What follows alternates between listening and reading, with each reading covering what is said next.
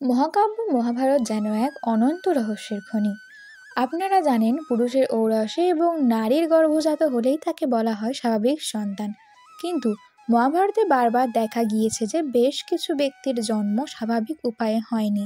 তাদের কেউ জন্ম নিয়েছে মাটির কলসি থেকে, কেউ বা মাছের উদর থেকে, কেউ বা মাংসপিণ্ড থেকে, আবার কেউ কেউ আরও বিভিন্ন উপায়ে। চলুন আমরা আজ মহাভারতের সেই আশ্চর্য ও অস্বাভাবিক জন্মবৃত্তান্ত সম্পর্কে জেনে নিই।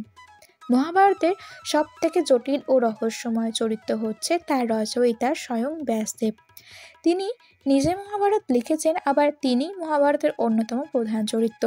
মহর্ষি ব্যাসদেবের পিতা ছিলেন পরাশর মুনি এবং মাতা ছিলেন ধীবর কন্যা সত্যবতী।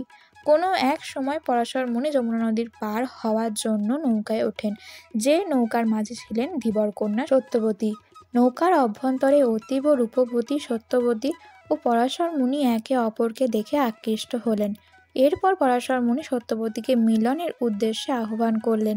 তবে তিনি সত্যবতীকে বর দিয়েছিলেন যে পরাশরের সাথে সঙ্গমের পরেও সত্যবতী কুমারীই থাকবেন এবং তাদের মিলন যাতে অন্য কেউ আর না দেখতে পায়, সেজন্য ঘন কুয়াশাও সৃষ্টি করেছিলেন তিনি।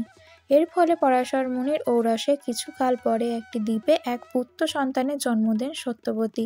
পুত্রটির গায়ের রং ছিল কালো, তাই কৃষ্ণ, এবং দ্বীপের মধ্যে জন্ম হয়েছিল বলে তার নাম হয়েছিল দ্বৈপায়ন।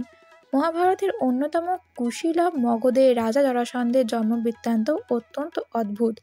তার পিতা বৃহদ্রথ বিবাহ করেছিলেন কাশীরাজের যমজ দুই কন্যাকে, কিন্তু দুইজন স্ত্রীর মধ্যে কেউই তাকে কোনো সন্তান উপহার দিতে পারেননি। এর কিছুকাল পরে রাজা বৃহদ্রথের সাথে সাক্ষাৎ ঘটে ঋষি চন্দ্র কৌশিকের। তিনি রাজার দুঃখে ব্যথিত হয়ে তাকে একটি মন্ত্রপুত ফল উপহার দেন। তিনি নির্দেশ দিয়েছিলেন এই ফল রাজার স্ত্রী ভক্ষণ করলেই তিনি পুত্র সন্তান প্রসব করবেন। কিন্তু রাজা বৃহদ্রথ সেই ফলটিকে দুই ভাগ করে তার দুই স্ত্রীকে খেতে দেন।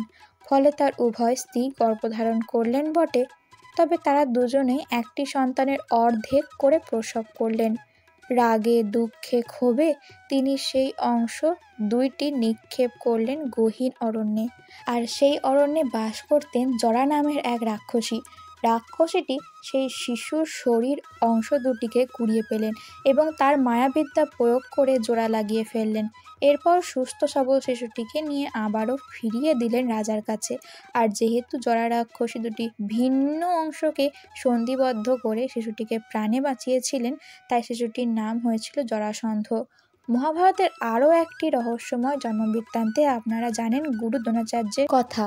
তার পিতা ছিলেন মহর্ষি ভরদ্বাজ। তিনি পার্শ্ববর্তী হার্তিয়ান নামক স্থানে স্নান করতে গিয়েছিলেন, তবে সে স্থানে আগে থেকেই স্নানরতা ছিলেন অনন্ত রূপ যৌবন সম্পন্না মদোদ্দীপ্তা অপ্সরা ঘৃতাচি।